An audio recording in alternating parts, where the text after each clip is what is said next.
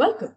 I'm Saranya Ghosh, a third year student at MIT Manipal, and in this video, I'll be detailing about the academic curriculum that I had in my second year of engineering, which is basically my third and fourth semester of engineering. While scripting, I realized that this video would be too long. It would end up in like a 30-minute video. So now it's divided into two parts, and this video contains everything related to the third semester, and the next video will have everything related to the fourth semester. I just want to put it out there that all the information discussed in this video will be a little specific to my college, which happens to be MIT Manipal in Karnataka. But since the curriculum at any engineering college for CSE is pretty much the same, I would recommend that you watch it till the very end. I know the title says computer science, but I'm considering it to be an umbrella term for all computer science related courses, so that contains everything starting from core CSE, CSE with AI/ML, IT, data science, CCE. My branch is IT, but in all the colleges, the difference between all the computer science courses is little to none.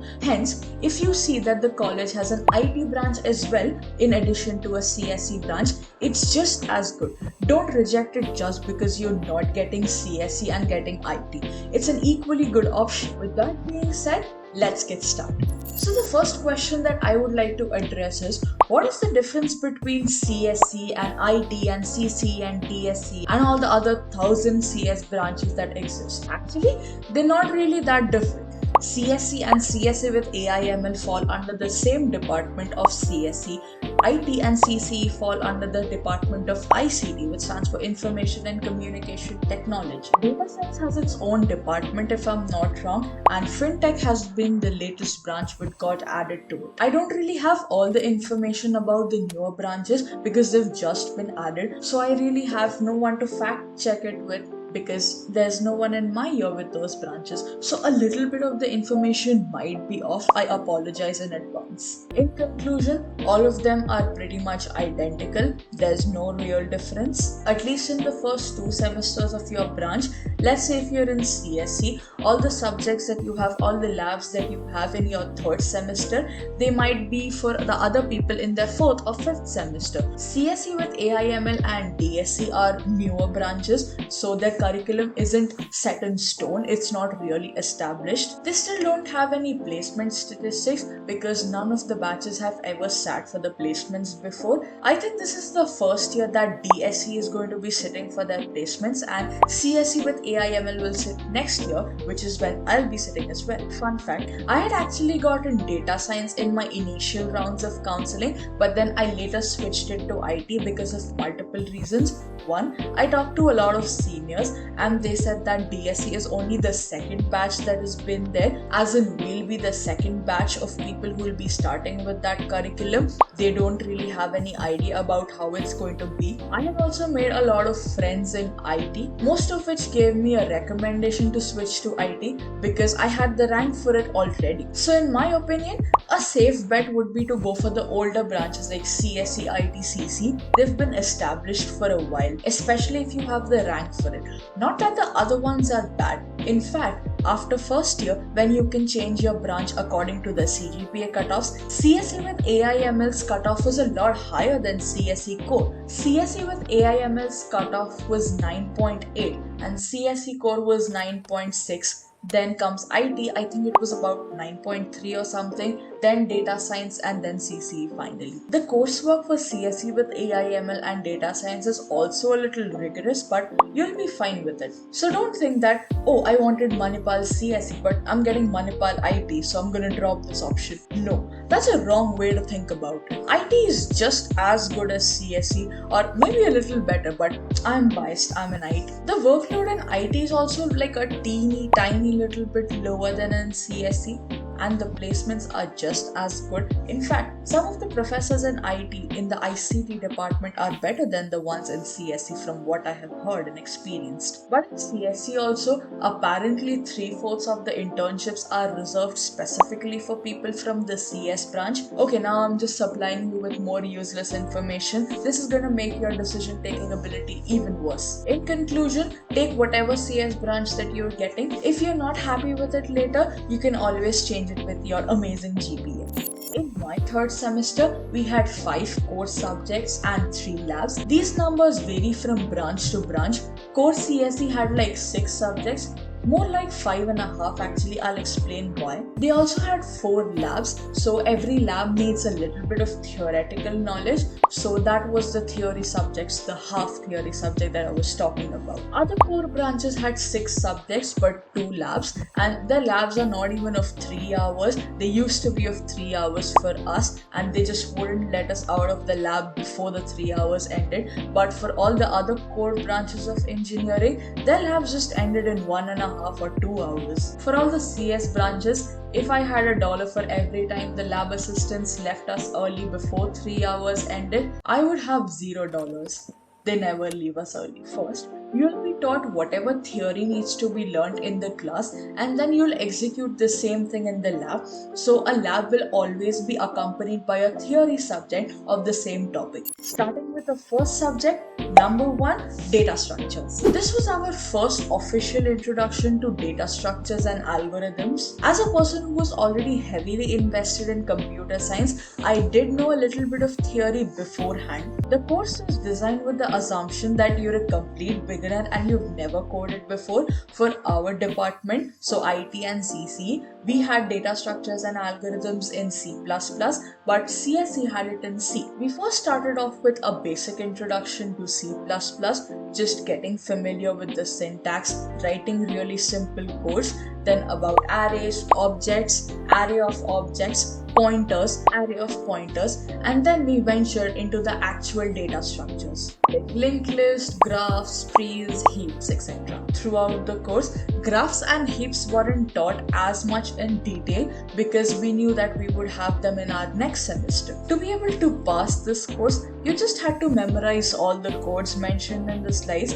because there was no way that the evaluator would find out if your code was actually working or not. I did not understand some of the topics, but I memorized them and spit it out in the exam, and I passed. That's all what matters. I got a B, which was a lot higher than what I was expecting. I am pretty sure I bombed my end sem. I left the exam hall unsure of whether I would pass or not because you need a 18 in the end sem to pass. Doesn't matter what your internals are, they could be 40, and if you haven't gotten an 18 plus score in the end sems, you'll still fail. I was just really spaced out in the examination hall. Everything seemed blank and I just vomited whatever I remembered on the e-pad. Oh yeah, also if you didn't know, I think I mentioned this in my honest review, we actually take exams on e-pads and not on papers and pens. Surprisingly, this subject had the most amount of failures. I think in my branch it was 123 people out of 240 people. They appeared for makeups. That is more than half.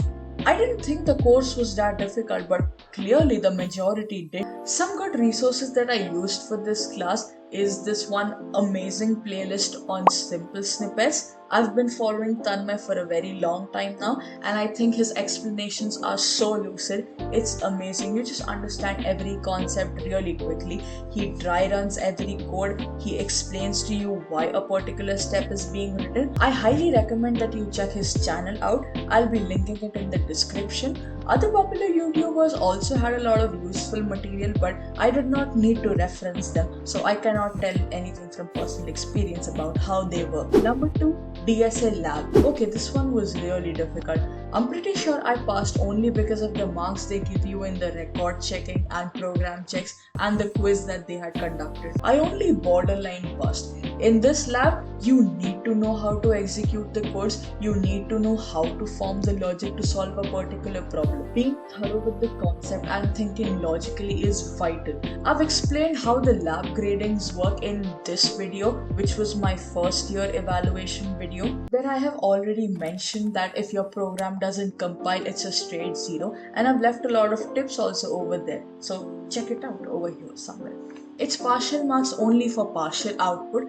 That's why this lab had the most number of re-registrations. It wasn't a continuous evaluation lab, only periodic tests and record correction. In my opinion, it is a lot harder to score a better grade in lab, because in the theory you can just get away by writing a little bit of nonsense, a little bit of codes here and there just memorized. But in the labs, if the code doesn't work, you are screwed. That's why use those lab hours properly and don't mess around. There's also a GitHub which you can use for reference, and I repeat, reference only for practice, not for copy pasting the codes and showing them during your program check. The teachers know this. Write codes on your own. It will help you out in the long run.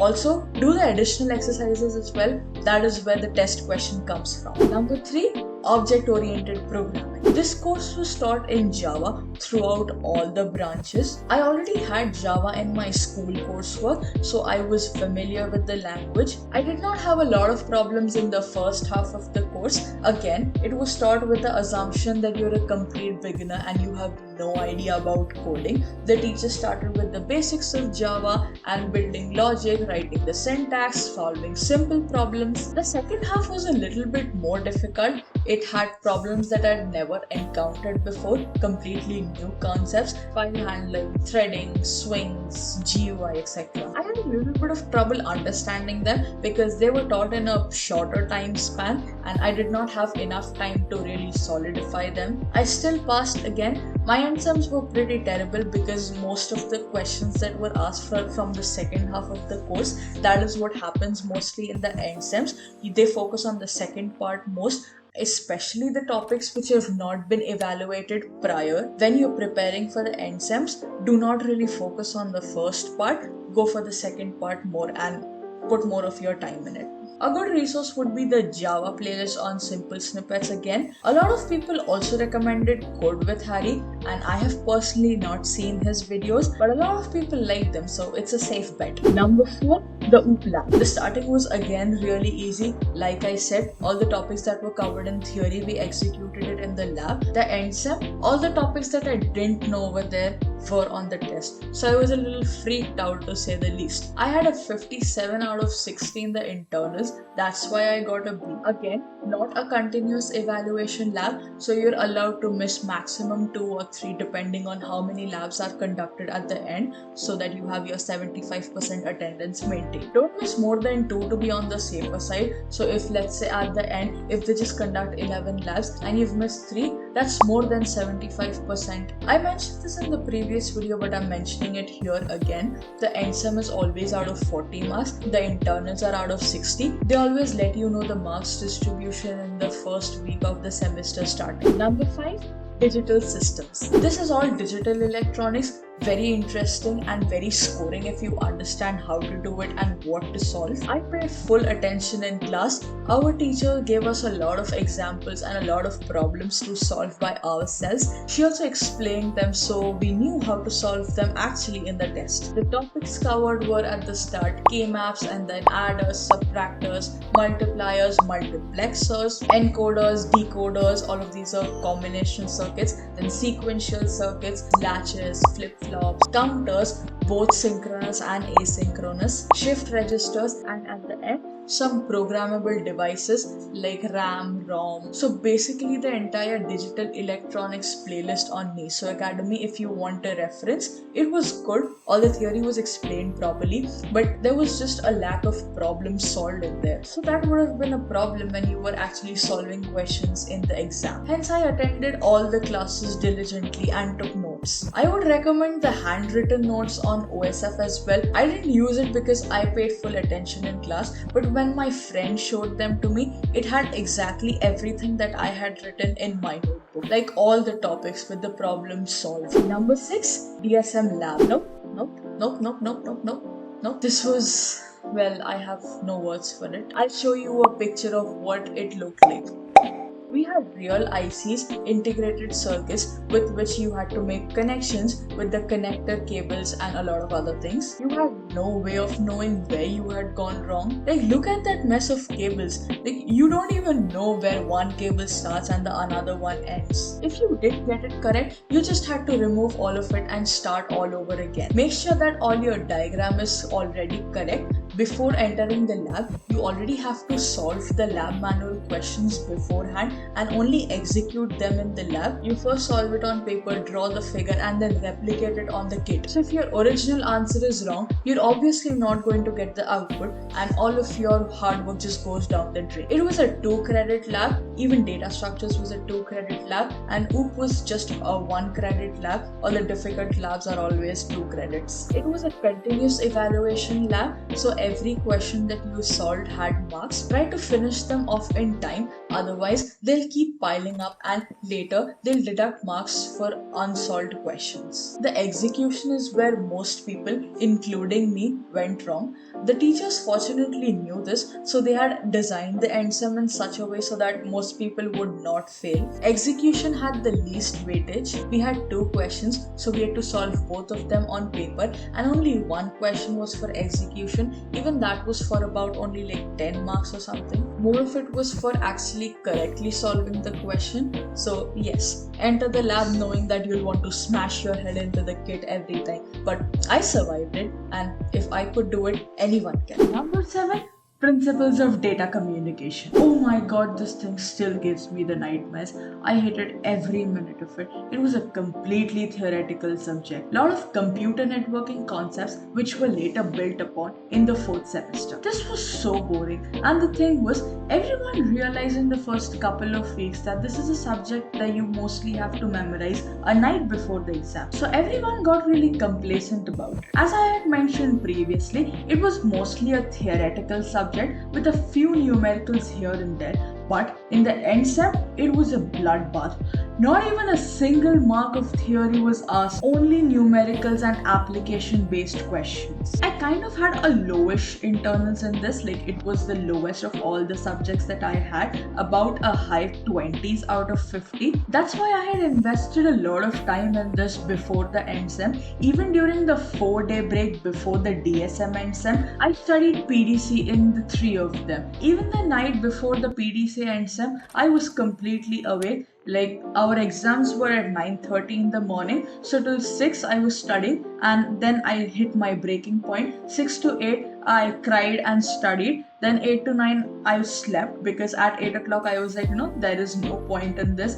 Then I thought, okay, it's a ship that has sailed. There is no point in studying anymore. Nothing was going inside this head anymore. Even if I failed, what's the worst thing that could happen? I would have to appear for a makeup, and that's fine. Even that 1 hour sleep was completely tainted with nightmares. Like I had woken up late for my makeups, and then I just failed my makeups as well. I had to re-register for the subject. All in all, terrible experience. And the thing was, I wasn't the only person who was so worried about this. Even other people who had like 9+ CGPAs were so worried. They were worried out of their mind. Even my entire vacation was spent at this fear that that is the one subject that I would fail in, and I have to come back earlier to apply for it in the makeup. Actually, what happened was, the university had applied for the NB accreditation. It's like a grade for the university, and I think our university wanted to be upgraded to like a higher grade. That's why they applied for the accreditation, and they asked the university to up the level of their questions. So that means no more copy-paste theory, or no questions where you could just substitute numbers in the formula, and that was level 3. And the entire question paper was full of level 3 questions. Even in the previous year question papers, like 50% of the easier questions and 50% of the application more difficult type questions. And we didn't know that. Fortunately, they decided to pass a lot of people with decent internals. I got a D. This subject had the second highest number of failures, about 99 of them. A good resource would be the NISO Academy's playlist. It just did not have enough questions, which took us under. I did not look at the Gate Smashers playlist at that time, but it was really useful in 4th semester CNP, so it might be useful for PDC as well. Last but not the least, number 8, Engineering Mathematics 3. This subject is different for every department. You will notice that everyone has the same subject, but the subject code is different. Because unlike first year, now this depends on whatever branch you're in. Engineering mathematics is no longer the same for every branch. It was common from CSE to CCE, then electrical to I think mechanical, and then some other for core branches. We, as in the CS based branches, we had a lot of theoretical topics: graph theory, group theory, lattice theory, and permutation combinations at the start, and a little bit of propositional logic and some lightweight topics at the end. It wasn't difficult per se, you just had to memorize all the kinds of questions, all the proofs, and since I understood everything, it was a lot easier for me. It would be pretty difficult if you did not understand the concept or just tried to rote learn it. For permutations and combinations, I remember that there was no material available online for what we had been taught in class, no Google resources or no YouTube videos at all. But one of my friends found a really good book in the library, so I think it would be of great help. Apart from that, you just had to rely on the class notes to get you through the subject. For other topics, Gajendra Purohit sir's channel on YouTube again was phenomenal. I had recommended him in the previous videos as well. So this was my entire third semester, academically speaking. I will make a part 2 to this in which I go into depth about my fourth semester. If you like this video, share it with your friends, subscribe, smash that like button, and I'll see you in the next one. Bye!